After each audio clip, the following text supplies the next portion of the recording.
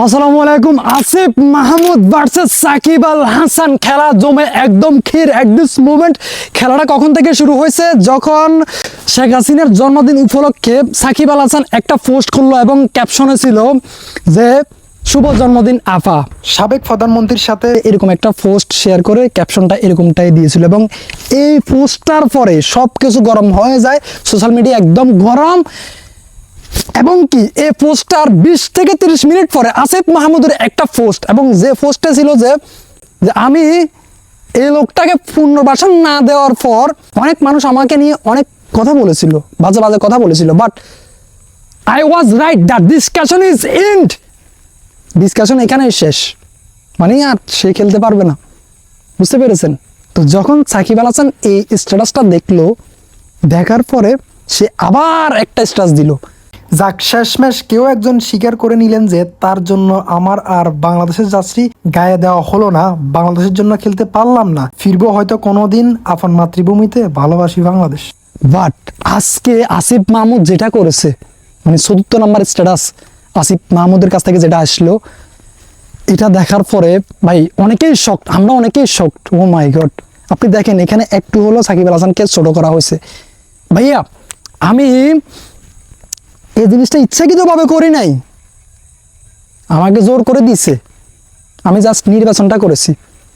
হ্যাঁ দেখেন, এই কথাটা সে বলতেই পারে, এই জিনিসটা রাইট হতে পারে।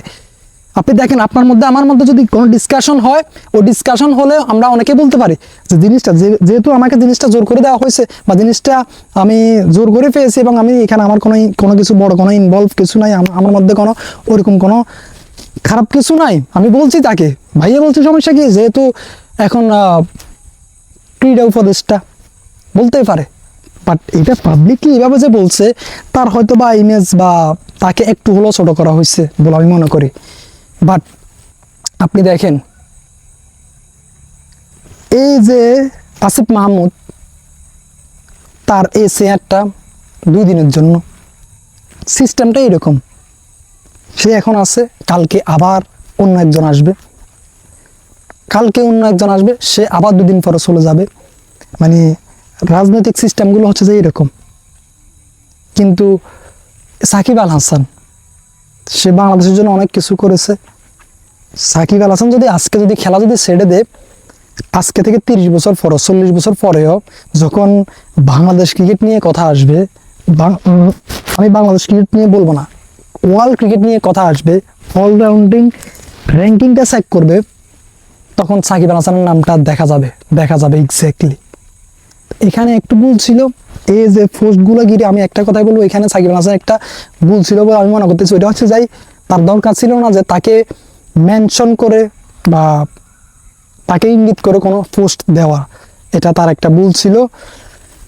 এবং কি তার আগের ভুলের কথা যদি বলি, আমরা অনেকেই জানি যে সে একটা স্ট্যাটাস দিয়ে নাই, ওই যে যখন বাংলাদেশের পরিস্থিতি অনেক খারাপ ছিল, তখন একটা ছাত্রদের হয়ে একটা স্ট্যাটাস দেওয়া উচিত ছিল বলে আমি মনে করি। তবে হ্যাঁ, যখন আপনি একটা দলের মধ্যে ইনভলভ থাকবেন, তখন আপনাকে উপর থেকে একটু প্রেশার দেওয়া হইবে যে এই জিনিসগুলো করো, এই জিনিসগুলো করিও না। তো দ্যাট ইজ ওয়াই মনে হয় যে তখন সে স্ট্যাটাসটা দিয়ে নাই, তবে দেওয়া উচিত ছিল মনে করতেছে, এবং দিলে হয়তো আজকে সিচুয়েশনটা অন্যরকম থাকতো। কিন্তু আপনি দেখেন, সে যেহেতু একটা ভুল করেছে, ভুলটা করার পরে সে সোশ্যাল মিডিয়াতে একটা পোস্ট করেছিল, সবার কাছে ক্ষমা চেয়েছিল, বাট ওই ক্ষমাটা সে পায় নাই, বাংলাদেশে এসে সে খেলতে পারে না। এবং কি জন্য খেলতে পারে নাই, সেটা আসিফ মাহমুদ একদম ক্লিয়ারলি তার স্ট্যাটাসের মাধ্যমে জানিয়ে দিয়েছে।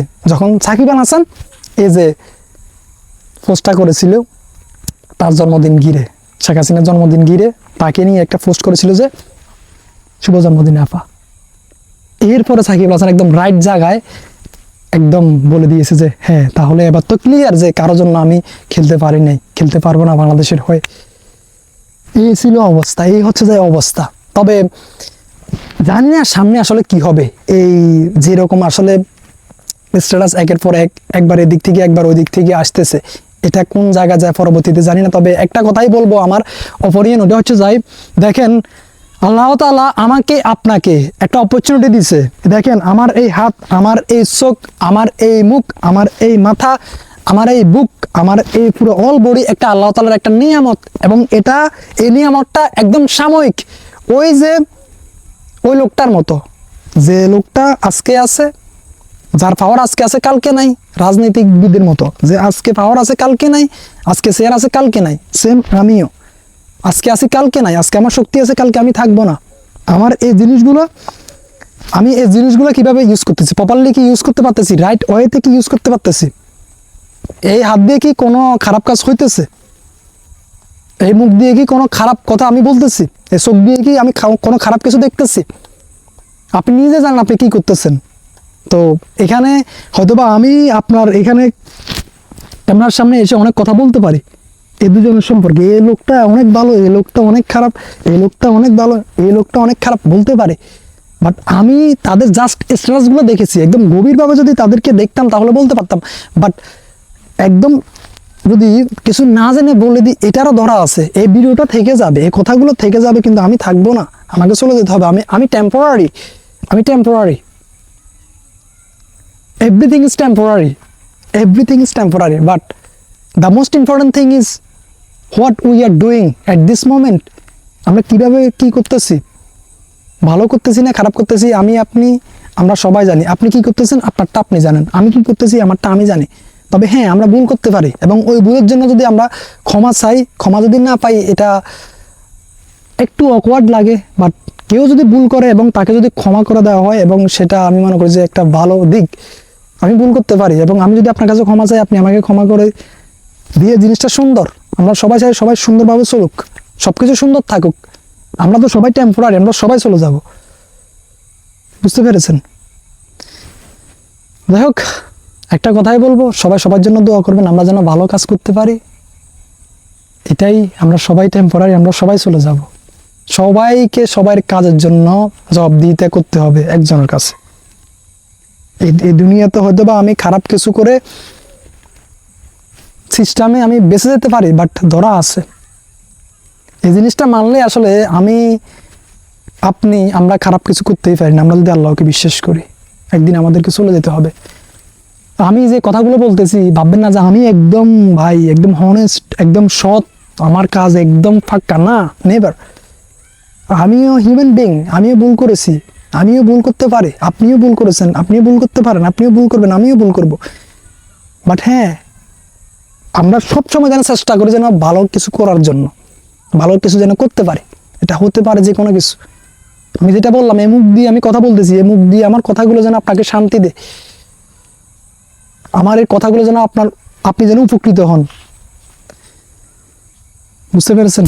তো আল্লাহ হাফেজ। আপনাদের সাথে অনেকক্ষণ কথা বলছি, আমার জাস্ট অপিনিয়নটা শেয়ার করছি, আমার অনেক ভুল ভ্রান্তি থাকতে পারে, আমি অনেক ভুল করেছি, অনেক ভুল কথাও বলেছি, তো ভুলগুলো আপনারা ক্ষমা সুন্দর দৃষ্টিতে দেখবেন, এবং কি আপনাদের সাথে দেখা হবে হয়তো বা পরবর্তী কোনো ভিডিওতে। আসসালামু আলাইকুম।